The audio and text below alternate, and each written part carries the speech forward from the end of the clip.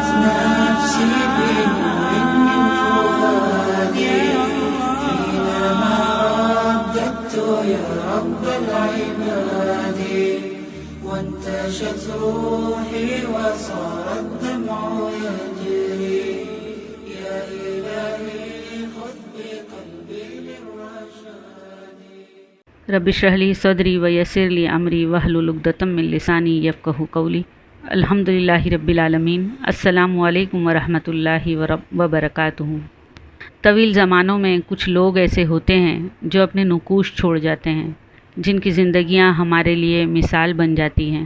یہ وہ لوگ ہیں جنہوں نے سنا اور قبول کیا، اس کو مانا اور پھر اسے برتا اور وہ سربلند ہو گئے۔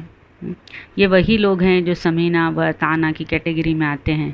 ان کی زندگی کے درخشاں پہلوؤں کو سننا اور پڑھ کر اپنی زندگیوں کو سجانے کی ضرورت ہے۔ ان کے اعمال پر بہت غور و فکر کرنے کی ضرورت ہے۔ ہر قوموں کی جو زندگی میں اور افراد کی زندگی میں تبدیلی ان کے ہیروز کی وجہ سے ہی آتی ہیں۔ یہ بات سچ ہے کہ ہم کسی نئے ہیرو کو اپنا سے متاثر نہیں ہوتے، لیکن ہمارا یہ المیہ ہے کہ جو ہمارے سچے ہیرو ہیں ان کی زندگیوں پر بھی ہم غور و فکر نہیں کرتے، اور اسی ضرورت کے تحت یہ سیریز شروع کی گئی ہے۔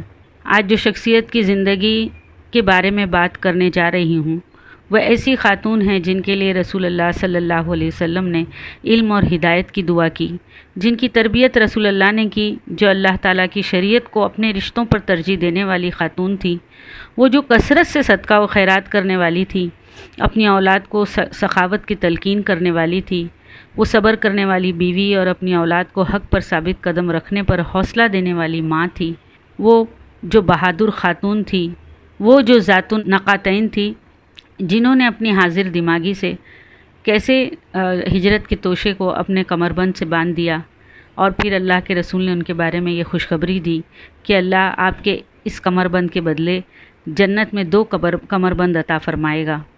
اسلام کی عظیم بیٹی، صبر کرنے والی بیوی، عظیم ماں، رسول صلی اللہ علیہ وسلم کے رفیق ہجرت سفر سیدنا ابو بکر صدیق کی بیٹی اسماء بنت ابی بکر، ان کی عظمت کو ہم سلام کرتے ہیں، اور آج ان کی ہی زندگی کی مختلف پہلوؤں پر، نمایاں پہلوؤں پر کچھ روشنی ڈالتے ہیں۔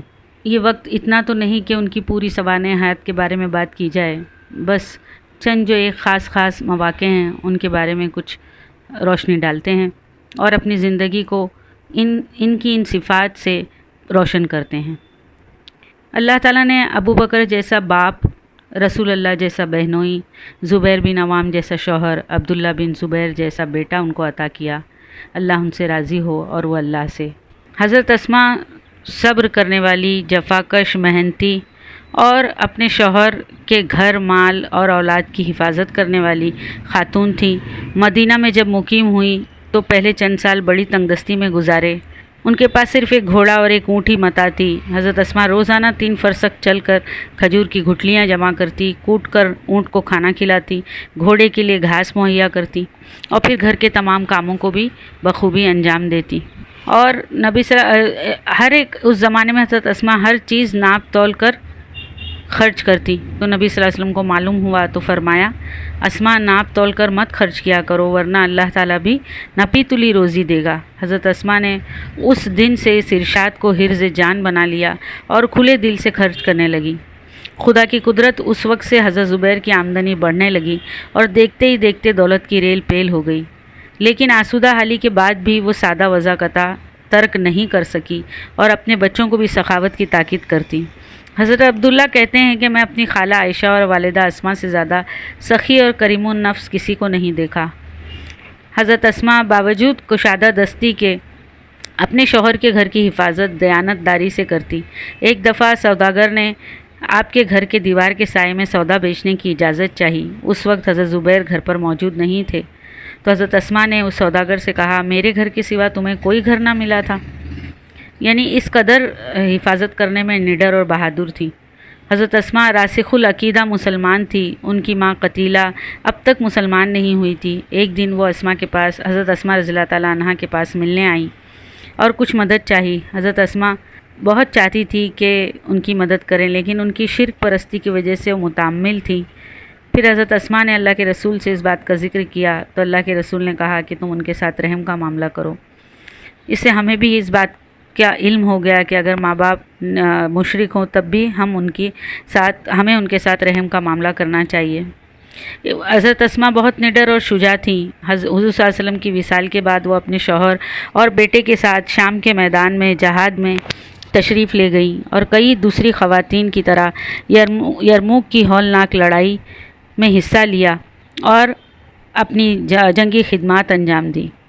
حضرت سعید بن عاص کے دور عمارت میں بہت زیادہ بدامنی پھیلی ہوئی تھی، کثرت سے چوریاں ہونے لگی۔ اس زمانے میں حضرت اسما اپنے سرہانے خنجر لے کر سویا کرتی۔ پوچھا اس کی وجہ کیا ہے تو فرمایا چور یا ڈاکو اگر میرے گھر آئے گا تو اس خنجر سے پیٹ چاک کر دوں گی۔ طویل عرصے تک ان کی عزتواجی زندگی گزرنے کے بعد بعض خانگی معاملات میں اختلافات کی وجہ سے طلاق ہو گئی اور وہ اپنے بیٹے عبداللہ کے ساتھ رہنے لگی۔ لیکن یہ بھی ان کی اعلیٰ اخلاقی اقدار کا ثبوت ہے کہ جنگ جمل میں حضرت زبیر نے جب جنگ سے کنارہ کش ہو گئے اور وادی سیاہ میں نماز کی حالت میں شہید کر دیے گئے اور یہ خبر جب حضرت اسما کو ہوئی تو انہوں نے شدید غم و اندوہ کا اظہار کیا۔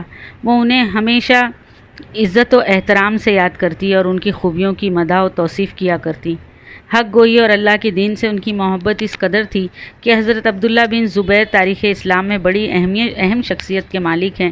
امام حسین رضی اللہ تعالیٰ عنہ کی المناک شہادت کے بعد انہوں نے بنی امیہ کی قاہر طاقت کا جس استقامت اور شجاعت سے مقابلہ کیا وہ اپنی مثال آپ ہے۔ یوسف نے یکم ذی الحج کو مکہ کا محاصرہ کر لیا اور اتنی سختی کی کہ مکہ میں اناج کا ایک دانہ بھی نہیں بھیج سکتے تھے۔ محاصرے کی شدت اور خوراک کی قلت سے تنگ آ کر بہت سارے عبداللہ بن زبیر کے اکثر ساتھی چھوڑ کر حجاج بن یوسف سے جا ملے، یہاں تک کہ ان کے فرزندوں نے بھی حجاج بن یوسف کا ساتھ دیا۔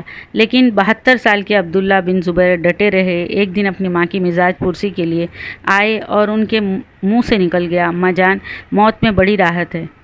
حضرت اسما بولیں شاید تم کو میرے مرنے کی آرزو ہے، یعنی ضعیف العمری کے دکھوں سے نجات مل جائے، لیکن بیٹے میں تمہارا انجام دیکھ کر مرنا چاہتی ہوں تاکہ اگر تمہیں شہادت نصیب ہو تو اپنے ہاتھوں سے تمہارا کفن دفن کروں اور اگر تم فتح پاؤ تو میرا دل ٹھنڈا ہو۔ اس واقعے کے 10 دن بعد جب حضرت عبداللہ بن زبیر اپنی ماں سے پھر ملاقات کی اور کہا اماں جان میرے ساتھیوں نے بے وفائی کی، اب سوائے چند جان نثاروں کے کوئی بھی میرا ساتھ دینے پر آمادہ نہیں، آپ کی کیا رائے ہے؟ اگر ہتھیار ڈال دوں تو ہو سکتا ہے مجھے اور میرے ساتھیوں کو امان مل جائے۔ حضرت اسما نے جواب دیا ہے میرے فرزند اگر تم حق پر ہو تو مردوں کی طرح لڑ کر رتبہ شہادت پر فائز ہو جاؤ اور کسی قسم کی ذلت برداشت نہ کرو، اور اگر یہ تمہارا کھکیڑ دنیا طلبی کے لیے تھا تو تم سے برا کوئی شخص نہیں جس نے اپنی عافیت بھی خراب کی اور دوسروں کو بھی ہلاکت میں ڈالا۔ دیکھیں کتنی حضرت اسما کے جذبات دین کے لیے کتنے زیادہ پاک اور بلند تھے اور کتنا بے باک اور دو ٹوک اور سچا جواب تھا، یعنی اس میں بیٹے کی محبت کا کوئی سایہ تک نظر نہیں آ رہا۔ بیٹے نے کہا اماں جان میں اپنی موت سے نہیں ڈرتا، صرف یہ خیال ہے کہ میری موت کے بعد دشمن میری لاش کا مسئلہ کریں گے اور سلیب پر لٹکائیں گے جس سے آپ کو تکلیف ہوگی۔ ماں نے جواب دیا بیٹے جب بکری ذبح کر ڈالی جائے تو پھر اس کی کھال کھینچ جائے یا اس کے جسم کے ٹکڑے کیے جائیں، تم اللہ پر بھروسہ کرو اور اپنا کام کیے جاؤ۔ راہ حق میں تلواروں سے کیما ہونا گمراہوں کی غلامی سے 1000 درجہ بہتر ہے۔ سبحان اللہ، اتنی عظیم مائیں اپنی عظیم ماں کے حوصلہ افزائی کلمات سن کر ابن زبیر پر رقت طاری ہو گئی اور فرط محبت سے اپنی ماں کا سر چوم لیا۔ آخری ملاقات میں حضرت زبیر جب اپنی ماں سے ملنے ان کے قریب گئے تو ماں نے کہا بیٹے یہ تمہارے جسم پر کیا ہے؟ عرض کیا زیرہ ہے تاکہ دشمن کے حربوں سے بچاؤ ہو۔ جواب دیا دیکھیے یہ جواب سنیے صرف، بیٹے اللہ کی راہ میں شہید ہونے کے لیے نکلتے ہو اور ان عارضی چیزوں کا سہارا لیتے ہو۔ انہوں نے اسی وقت زیرہ اتار پھینکی۔ حضرت عبداللہ بن زبیر نے تلوار سونت لی اور رجس پڑھتے ہوئے دشمن کی صفوں میں گھس گئے، کافی دیر تک داد شجاعت دیتے رہے اور آخر زخموں سے چور چور ہو کر اپنے مولائے حقیقی سے جا ملے۔ ان کی شہادت کی خبر سن کر حجاج بن یوسف کو بہت مسرت ہوئی۔ ان کے حکم پر ان کی لاش کو مقام ہجون میں سولی پر الٹا لٹکا دیا گیا۔ اسما جب وہاں پہنچی اور لاش کو تجہیز و تدفین کے لیے مانگا تو مگر سنگ دل حجاج نے منع کر دیا۔ شہادت کے تیسرے دن حضرت اسما ایک کنیز کے سہارے مقام ہجون تشریف لے گئیں۔ اتفاق سے وہاں حجاج بھی گشت کر رہا تھا تو حضرت اسماء نے کہا اس سوار کے اترنے کا وقت ابھی نہیں آیا۔ دیکھیے جملہ دیکھیے ایک ماں کا جس کا بیٹا سولی پر الٹا سلیب پر الٹا لٹکایا ہوا ہے اور وہ یہ جملہ کہہ رہی ہے کہ سوار کے اترنے کا وقت نہیں آیا اب تک۔ حجاج نے کہا وہ ملحد تھا۔ یہ سن کر حضرت اسماء تڑپ اٹھی۔ خدا کی قسم وہ ملحد نہ تھا بلکہ نماز گزار، روزہ دار اور متقی تھا۔ اس پر حجاج نے کہا بڑھیا یہاں سے چلی جاؤ، تمہاری عقل سٹیا گئی ہے۔ حضرت اسماء نے بڑی بے باکی سے سوچی آپ ایک بوڑھی عورت، میری عقل نہیں سٹیا گئی، خدا کی قسم میں نے رسول اللہ سے سنا تھا کہ بنو ثقیف میں ایک کذاب اور ایک ظالم پیدا ہوگا، سو کذاب کو تو ہم نے دیکھ لیا اور ظالم سفاک تو ہے۔ اور ایک اور روایت میں جب حجاج نے سنا کہ ابن عمر نے ابن زبیر کی لاش کے نیچے کھڑے ہو کر ان کی تعریف کی تو اس نے لاش کو اتروا کر یہودیوں کے قبرستان میں پھینکوا دیا اور حضرت اسماء کو بلا بھیجا۔ انہوں نے اس کے پاس جانے سے انکار کر دیا۔ حضرت حجاج نے کہلا بھیجا میرے حکم کی تعمیل کرو ورنہ چوٹی پکڑ کر گھسٹواؤں گا۔ سوچیں آپ یہ باتیں سن کر ایک عورت جو بوڑھی ہو چکی ہے، کسی کے سہارے بغیر چل نہیں سکتی، اس کا کیا حل ہوگا۔ لیکن حضرت اسماء نے کیا جواب دیا، خدا کی قسم اس وقت تک نہ آؤں گی جب تک تو چوٹی پکڑ کر نہ گھسٹوائے گا، ہے نا، یعنی ضد پر اڑ گئی کہ تو مجھے دھمکی دیتا ہے چوٹی پکڑ کر گھسٹوانے کی، تو اس وقت تک نہیں آؤں گی جب تک تو چوٹی پکڑ کر نہ گھسٹوائے گا۔ حجاج اب مجبور ہو کر خود حضرت اسماء کے پاس آ پہنچا اور دل آزارانہ لہجے میں کہنے لگا اے ذات النطاقین سچ کہنا خدا کے دشمن کا انجام کیسا ہوا۔ سوچیں آپ کیسے وہ زخموں پر نمک چھڑک رہا تھا۔ حضرت اسماء نے فرمایا ہاں تو نے تو میرے فرزند کی دنیا خراب کی لیکن اس نے تیری آخرت برباد کر دی ہے۔ میں نے سنا تو میرے بیٹے کو تنزن ابن ذات النطاقین کہتا تھا، تو خدا کی قسم میں ذات النطاقین ہوں۔ میں نے ہی رسول اللہ صلی اللہ علیہ وسلم اور حضرت ابوبکر کا توشہ دان اپنے نطاق سے باندھا تھا، لیکن میں نے خود حضور صلی اللہ علیہ وسلم سے سنا تھا کہ بنی ثقیف میں ایک کذاب اور ایک سفاک ہوگا۔ کذاب کو ہم نے دیکھ لیا، سفاک کا دیکھنا باقی تھا، سو وہ تو ہے۔ حجاج حضرت اسماء کی بے باکانہ گفتگو سن کر سکتے میں آ گیا اور کان دبا کر وہاں سے چل دیا۔ اس کے بعد حضرت اسماء نے اپنے دوسرے بیٹے کی مدد لی اور اس طرح سے عبد الملک کو دمشق پیغام بھجوایا اور اس عروہ بن زبیر محاصرہ مکہ کے دوران آخر وقت تک ان کے ساتھ تھے۔ جب عبداللہ بن زبیر شہید ہو گئے اور حجاج نے ان کی لاش سولی پر لٹکا دی تو وہ مکہ سے پوشیدہ طور پر عبد الملک کے پاس دمشق پہنچے اور وہاں سے حجاج کو ابن زبیر کی لاش حضرت اسماء کے حوالے کرنے کا حکم بھیجا۔ عبد الملک نے اسی وقت حجاج کو ایک غضب آلود خط لکھا جس میں اس کی حرکت پر سخت ناپسندگی کا اظہار کیا اور فوراً حضرت اسماء کے حوالے کرنے کا حکم دیا۔ عبد الملک کا خط پہنچنے پر حجاج نے ابن زبیر کی لاش حضرت اسماء کے حوالے کر دی۔ دیکھیے ایسے حالات میں بھی کیسے انہوں نے اپنی حاضر دماغی کی وجہ سے اور اپنی ذہانت کی وجہ سے کیسے اپنے دوسرے بیٹے سے یہ پیغام دمشق کے بادشاہ کو پہنچا کر وہاں سے حجاج کو ایک غضب آلود خط لکھوا کر اس لاش کو انہوں نے اپنے قبضے میں کیا۔ اور ابن ابی ملیکہ رحمۃ اللہ علیہ ایک عینی شاہد کا بیان ہے کہ میں سب سے پہلا شخص تھا جس نے حضرت اسماء کو ابن زبیر کی لاش ان کے حوالے کیے جانے کی بشارت دی۔ انہوں نے مجھے حکم دیا کہ اسے غسل دو۔ لاش کا جوڑ الگ ہو چکا تھا، ہم ایک حصہ بدن کو غسل دے کر کفن میں لپیٹتے جاتے تھے۔ جب سارے اعضاء کا غسل ہو چکا تو حضرت اسماء نے اپنے لختے جگر کے لیے دعائے مغفرت کی، پھر ہم نے جنازہ پڑھ کر ابن زبیر کو مقام ہجون میں سپرد خاک کر دیا۔ اس سے پہلے حضرت اسماء فرمایا کرتی تھی الہی مجھے اس وقت تک زندہ رکھنا جب تک میں اپنے فرزند کا جثہ کفنا دفنا کر مطمئن نہ ہو جاؤں۔ دیکھیے اس لیے وہ اللہ سے دعا کرتی تھی کہ میرے بچے کا یہ حشر ہوگا، لوگ اس کے مخالف ہو جائیں گے تو میں اس کا کفن دفن کر لوں اور مطمئن ہو جاؤں۔ اس واقعے کے 7 دن یا بعض روایتوں کے مطابق 20 دن یا 100 دن کے بعد حضرت اسماء نے بھی پی کے اجل کو لبیک کہا۔ وفات کے وقت ان کی عمر 100 برس کے لگ بھگ تھی، لیکن سارے دانت سلامت تھے، ہوش و حواس بالکل درست تھے، قد دراز اور جسم فربا تھا۔